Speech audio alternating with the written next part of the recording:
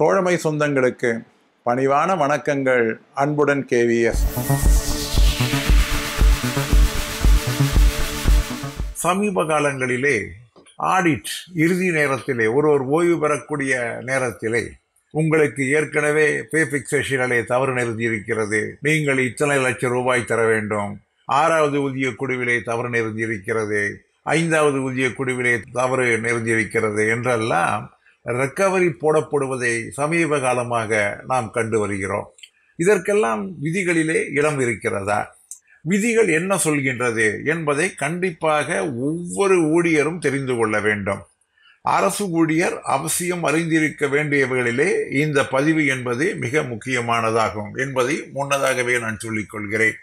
Department of pension and pension welfare தன்னுடைய 28/10/2022 ஆணையிலே ஒருவர் ஓய்வு பெறுகிறார் என்றால் அவர் ஓய்வு பெறுவதற்கு ஒரு வருடத்திற்கு முன்னதாகவே அவருடைய பென்ஷனிற்கான அந்த ப்ராசஸ் என்பது துவக்கப்பட வேண்டும் என்று குறிப்பிட்டிருக்கிறார்கள்.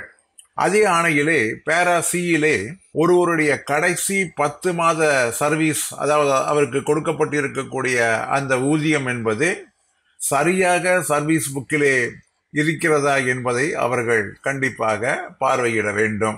அதே போன்று ஹெட் ஆஃப் ஆபீஸ் அவர்களும் அந்த கடைசியாக கொடுக்கப்பட்டிருக்கக்கூடிய அந்த எமால்மெண்ட்ஸ் என்பது கடந்த 24 மாதங்கள், அதாவது அவர் ஓய்வு பெறுவதற்கு கடந்த 24 மாதங்களாக மிகச் சரியாக அவர்களுக்கு எமால்மெண்ட்ஸ் என்பது நிர்ணயம் செய்யப்பட்டிருக்கிறதா என்பதை மட்டும்தான் பார்க்க வேண்டுமே தவிர அதற்கு முந்தைய காலங்களிலே சரியாக கொடுக்கப்பட்டிருக்கிறதா, கூடுதலாக கொடுக்கப்பட்டிருக்கிறதா என்பதை பற்றி எல்லாம் பார்த்திடக்கூடாது என்று அந்த ஆணையிலே மிக தெளிவாக சொல்லப்பட்டிருக்கிறது. ஒருவர் ஓய்வு பெறுகிறார் என்றால் அவர் ஓய்வு பெறுவதற்கு 8 மாதத்திற்கு முன்னதாகவே அந்த இலாக்காவின் முதல்வர் ஓய்வு பெறக்கூடிய அந்த அரசு ஊழியருக்கு ஒரு சான்றிதழ் அளித்திட வேண்டும். அவர் எத்தனை வருடங்கள் தகுதி படைத்த சேவை, அதாவது குவாலிஃபையிங் சர்வீஸ் என்பதை முடித்திருக்கின்றார், அவருக்கு எமால்மெண்ட்ஸ், அவர்கள் பெறக்கூடிய அந்த ஊதியம் அல்லது ஆவரேஜ் ஊதியம் என்பது என்ன, உங்களுடைய ரிட்டையர்மெண்ட் பெனிஃபிட்டிற்கு எது தகுந்ததாக இருக்கும் என்கின்ற அந்த சான்றிதழை கண்டிப்பாக 8 மாதங்களுக்கு முன்னதாக அளிக்கப்பட வேண்டும். அதே போன்று டிஓபிடியினுடைய 3/10/2022 ஆணை மிக முக்கியமான ஆணை. அந்த ஆணையிலே உச்ச நீதிமன்றம் எந்த ஒரு கூடுதல் தொகையாவது ஊழியருக்கு அளிக்கப்பட்டு இருந்தால் அவைகள் பிடித்தம் செய்ய வேண்டும் என்று இருந்தால் அந்த காலமானது மிக தாமதமான காலமாக இருந்தால் அவைகளை பிடித்தம் செய்யக்கூடாது, அதற்கு பதிலாக அவற்றை தள்ளுபடி செய்வதற்காக வெய்வதற்காக அனுப்பப்பட வேண்டும் என்று மிக தெளிவான விளக்காணையினை வெளியிட்டிருக்கிறது. இந்த விளக்காணை கூட உச்ச நீதிமன்றத்தினுடைய தீர்ப்பின் அடிப்படையிலே வெளியிடப்பட்டதுதான்.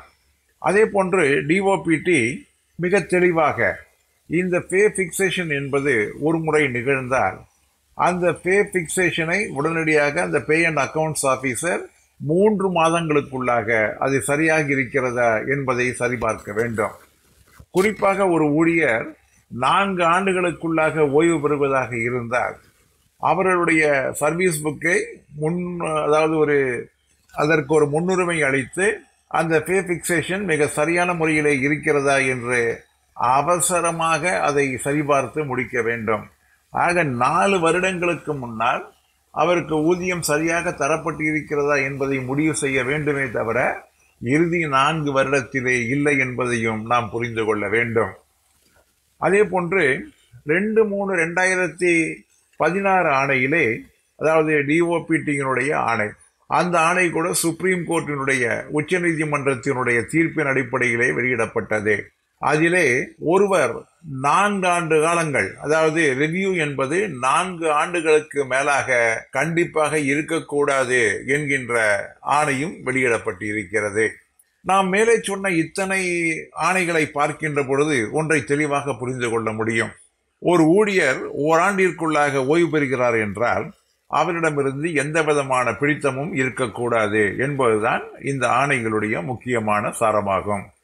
அதே போன்று எந்த விதமான எக்ஸஸ் பேமெண்ட் நிகழ்ந்திருந்தாலும் கூட 5 ஆண்டு காலத்திற்கு முன்னதாக இருந்தால் நிச்சயமாக ரெக்கவரி என்பது செய்யப்படக்கூடாது என்பதுதான் இந்த அரசாணையினுடைய முக்கியமான நோக்கமாகும். இவைகள் திரும்ப திரும்ப சொல்லப்பட்டிருக்கிறது. கடந்த நவம்பரிலே கூட 2023 நவம்பரிலே கூட டிஓபிடியினுடைய வெப்சைட்டிலே ராங்ஃபுல் ஆர் எக்ஸஸ் பேமெண்ட் என்கின்ற ஒரு தலைப்பிலே இந்த ஆணைகள் எல்லாம் பதிவு செய்யப்பட்டிருக்கின்றன.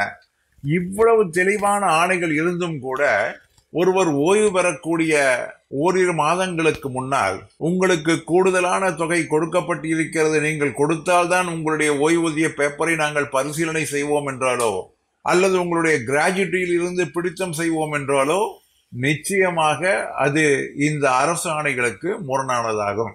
அவற்றை ஏற்க வேண்டிய அவசியம் என்பது நிச்சயமாக இல்லை. அதுபோன்ற சமயங்களிலே நாம் மேல்முறையீடு கண்டிப்பாக செய்ய வேண்டும். தேவைப்பட்டால் நீதிமன்றத்தை அணுக வேண்டும் என்பதை நிச்சயமாக ஒவ்வொரு தோழனும் புரிந்து கொள்ள வேண்டும். என்ன நண்பர்களே, புரிந்து கொண்டீர்களா?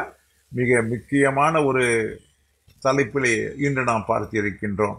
மீண்டும் சந்திப்போம். அன்புடன் KVS.